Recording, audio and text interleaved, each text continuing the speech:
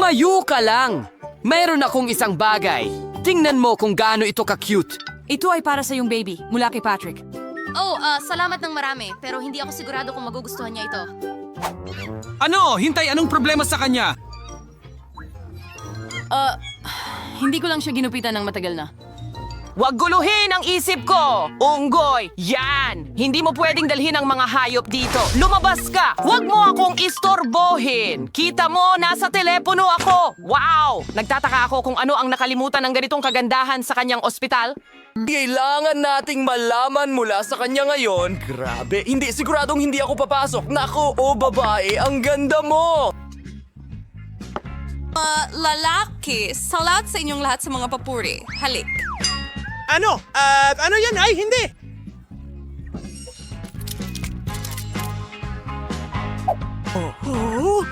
Sige na, bumangon ka. Hello, mahal. Talagang magiging kasama kita sa parehong kwarto. Isang malaking karangalan ito. Gagawin ko, wag mo lang sabihin kanino man ang maliit kong lihim. Hindi ko sasabihin sa iba. Ang mga kaibigan ko ay mga hamster. Hindi ko sila maiwan mag-isa. Hamsters? Oh, hindi talaga ako mananatili sa'yo. Sa wakas, walang makakaabala sa atin ngayon. Sa wakas, makakapaglaro na ako sa iyo.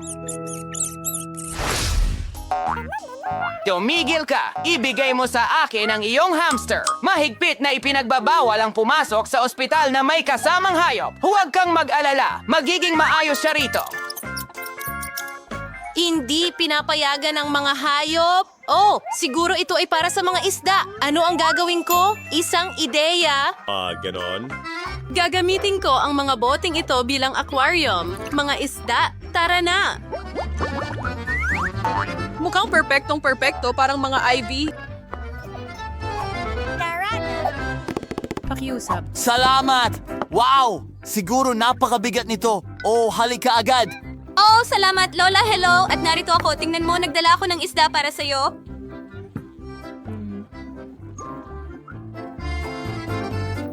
Oo. Miss na miss ka namin lahat. At sa tasa, perfecto. Apo, natutuwa akong makita ka. Kailangan ko nang may inom.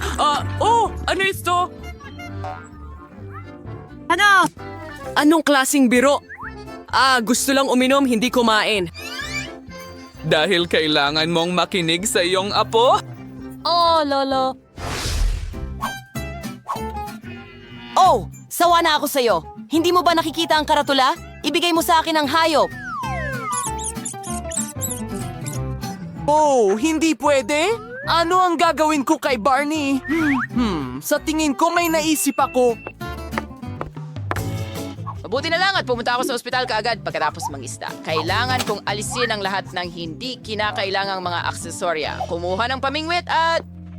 Ayan na, sumunod ka sa akin, Barney. Sige. Pasensya na para sa'yo. Ang mga tao na katulad mo ay pwedeng pumunta kahit saan kasama ang mga aso. Sige, tara na.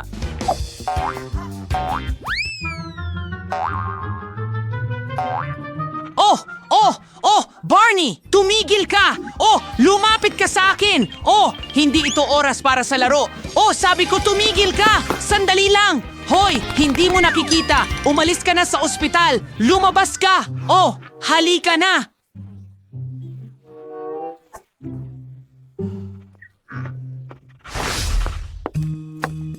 Hoy bata, padaanin mo ako. Kailangan kong pumunta agad sa ospital. Sa kasamaang palad, hindi pwede. Hindi ka pwedeng pumunta sa amin na may mga hayop. Kunin mo na lang ang ahas ko. Mas mabuti pang umalis ka. Kung hindi mo magawa ito sa ahas, paano naman ang mga ipis ko? Kailangan ko silang itago. May naisip ako. Kaya, itatali ko ito sa ulo ko. Tingnan mo, parang may sugat ako. Sige, tara na. Huminto! Pumasok ka! Hi? Teka, sige, pumasok ka. Perfecto. Kumusta? Hi. Anong problema sa'yo? Natamaan mo ba ang ulo mo? Mukha kang unicorn. Ano? Hindi ko nauntog ang ulo ko. Mga ipis ko lang ito. Ilayo mo lang sila. Hindi ko matiis ang mga insektong ito. Mabuti pang umalis na. Kinakabahan ako. Umalis? Eka, ano yan ang dala mo? Ano ang nasa loob? Oh, muli! Sinabi ko na sa'yo na hindi pwedeng may mga hayop, pati na rin mga ibon. Oh, sige. Kailangan nating itago ang suso agad-agad. Hi! Pasok ka. Siyempre gusto ng lahat kumain. Tama! Pwede akong magpanggap na chef. Sige, itatago ko ang mga suso ko sa kaserola. Siguradong hindi niya titingnan doon. At kung tatakpan ko ng lugaw, hindi niya mahuhulaan. Kailangan na lang pumili ng tamang kasuotan. Ayos, handa na ang lahat. Mga kaibigan, wish niyo ako ng swerte. Tara na.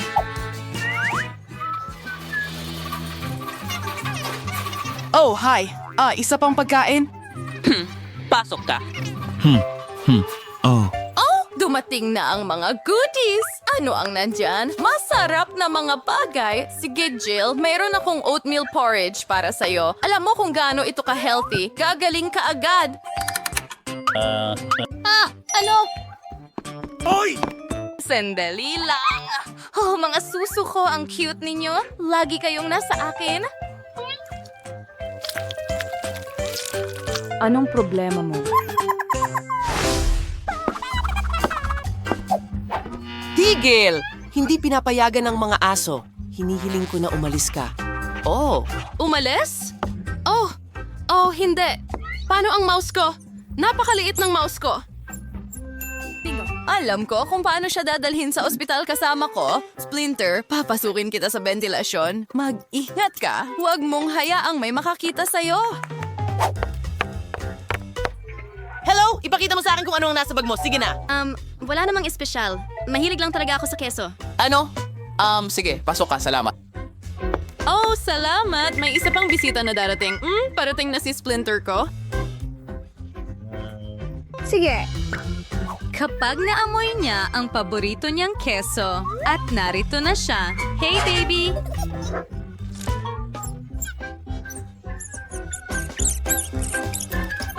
Namiss kita sa loob ng ilang minuto. Oh, ayan ka na. Isang daga, pusa. Ano? Daga? Oh, ilayo mo yan sa akin ngayon. Oh, hindi. Bakit ka sumisigaw? Ang cute niya. Pare, natatakot ako. Oh. Tigil!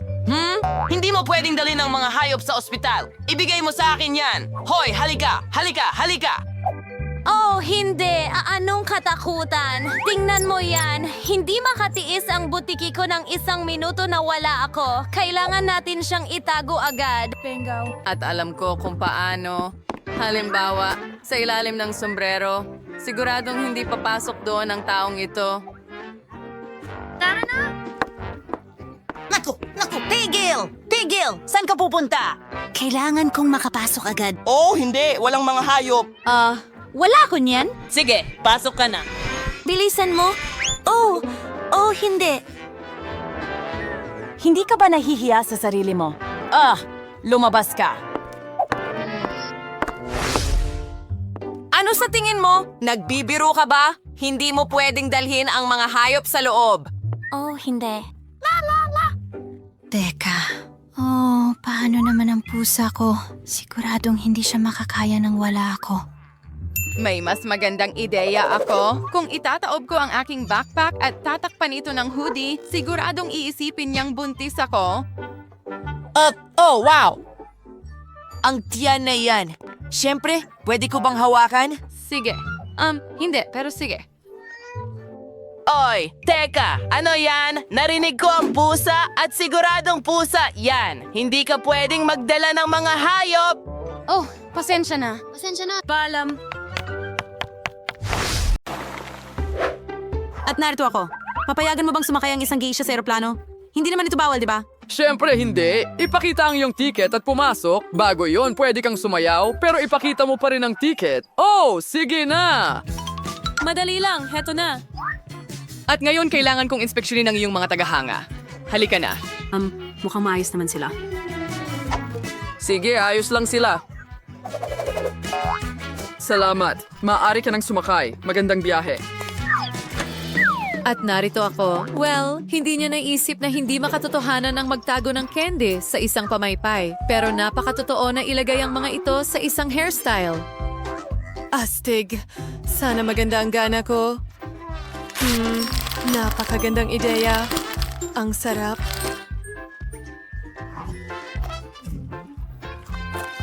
Pwede mo ba... Bakit ganyan ang tingin mo sa akin? Gusto mo rin ba? Sige, mabait ako ngayon kaya lahat ay pwedeng mag-enjoy ng matatamis. Sabihin mo salamat sa mabait na geisha. Masarap. Sumasakit ang ulo ko simula kaninang umaga. Narito ang aking ticket.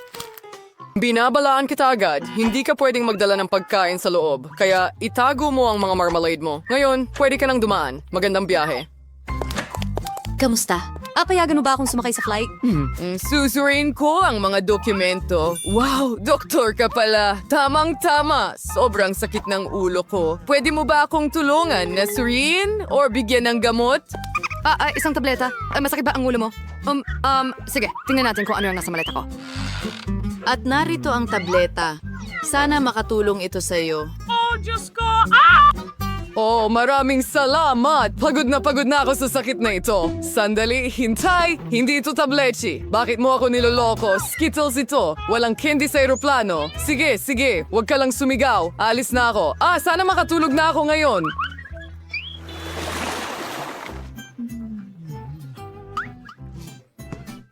Hi! Pwede ba akong sumakay sa eroplano? Una, kailangan kong tingnan ang iyong mga dokumento at pinaghihinalaan ko rin ang iyong bag. Pwede mo bang ipakita sa akin ang laman nito? Madali lang. Tingnan mo. Ano ito? Ang baho. Hindi ko gagalawin ang iyong mga medyas. Ilabas mo ang mga gamit na ito at bumaba ka ng eroplano sa lalong madaling panahon. Hello! Sa inyong lahat! Well, gumana ang ideya ko tungkol sa maruruming medyas. Ngayon, hindi ko na ito kailangan. O hindi, itapon na natin ito. Ibig sabihin nito ay oras na para kainin ang pinakamasarap na Skittles na candy.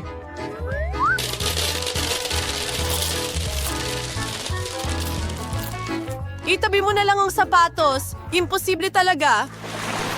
Ang sarap. Ngayon naiintindihan ko na kung bakit gustong-gusto ng lahat ang mga candy na ito. O kung sakali, wala akong kinain. Magandang hapon. Ako ang prinsesa. Oh, mahal na hari. Hindi kita nakilala. Siyempre, pumasok ka. Natutuwa kaming makita ka sa loob. Siyempre masaya ka at masaya ako na masisiyahan ako sa pinakamasarap na KitKat na tsokolate sa buong biyahe. Matagumpay ko itong naitago. Ang prinsesa ay dapat kumain ng mas maingat, pero sa ngayon ay wala akong pakialam. Napakasarap nito. Oh, Diyos ko. Ang sarap. Wow. Oh, grabe.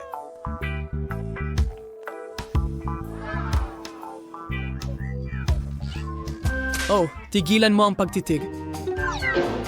Papayagan mo bang sumakay ang babae sa eroplano? Wow, huli ka. Mahusay na pinili mo ang aming kumpanya. Siyempre, pumasok ka. Salamat. Tigil! Saan ka pumunta? Iwan mo ang candy dito? O hindi? Oh, Diyos ko. Mga babae, hello. Anong problema mo? Tingnan mo kung gaano karaming chocolate ang narito. May mga Bounty bars, Mars bars, Snickers bars. Sa pangkalahatan, lahat ng gusto ko. Sige. Oh, ang sarap. Anong orihinal na paraan para magdala ng mga candy? Pagod na akong ulit-ulitin ang parehong bagay. Oh, sige na. Hindi mo pwedeng dalhin ang pagkain sa eroplano. Kaya hihilingin ko sa iyo na iwan ang mga candy sa kahon. Dahil nga gayon, ayos na ang lahat. Sige. Maligayang pagdating sa barko. Ano? Hindi ba ako pwedeng magkaroon ng ilang mga paborito? Anong kahindik-hindik? Saan ko ilalagay ang isang buong basket ng mga tsokolating itlog? Tama, binigyan ako ni Lolo ng magandang ideya. Bakit hindi gawing mukhang hindi may pagkaiba ang mga tsokolating itlog sa mga karaniwang itlog? Para magawa ito, kailangan mo lang silang ilubog sa puting tsokolate. Ganyan lang. Mukha itong totoong itlog. Punuin natin ang basket at umalis na tayo.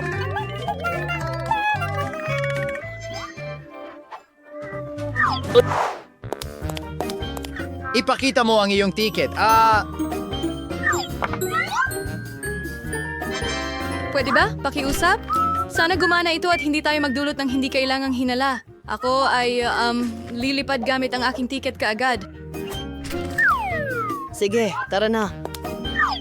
Kamusta? Narito ang aking tiket. Ayos lang ang lahat. Maaari kang sumakay. Gumana ito. Aba, oras na para subukan ang aking super chocolate kinders. Oh, Gawin natin ito. Kadiri, ang pangit. Nasaan ang tsokolate? Kasuklam-suklam!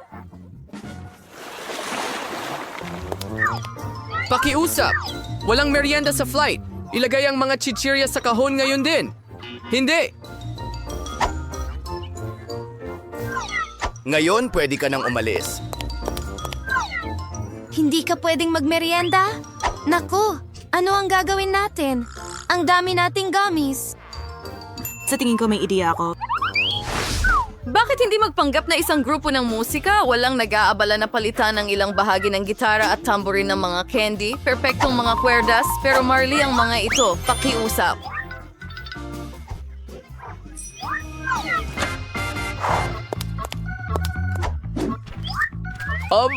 Aba. Mukhang ayos ka na. Oh, wow, mga musikero pala kayo. Hey, gusto nyo bang tumugtog ng kahit ano? Pasensya na, hindi namin magagawa ngayon. Walang problema. Kaya kong tumugtog. Matagal na mula nang huli kong hawakan ng gitara. Oh, hindi. Oh, mas maraming marmalades. Hindi! Akala mo ba'y maluloko mo ako? Kung hindi naman, kunin mo lahat ng gamit mo at umalis ka rito. Hindi ko papayagan ang mga sinungaling. Narito ang aking tiket. Oh, muli? Walang candy sa aeroplano. Iwanan ang Skittles dito at saka ka lang dumaan. Sige. Oh, ano ang gagawin? Tama. Dapat iligtas ako ng aking sombrero at may mas magandang ideya ako.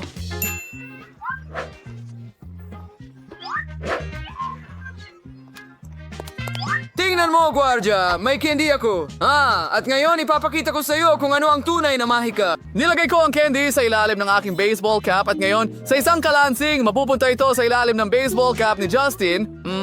Ay, hindi maaari. Maaari. Yay! Narito ang mga candy. Ang galing. Ngayon, Justin, ilagay mo ang candy sa kahon at ikaw, David, pwede ka nang dumaan.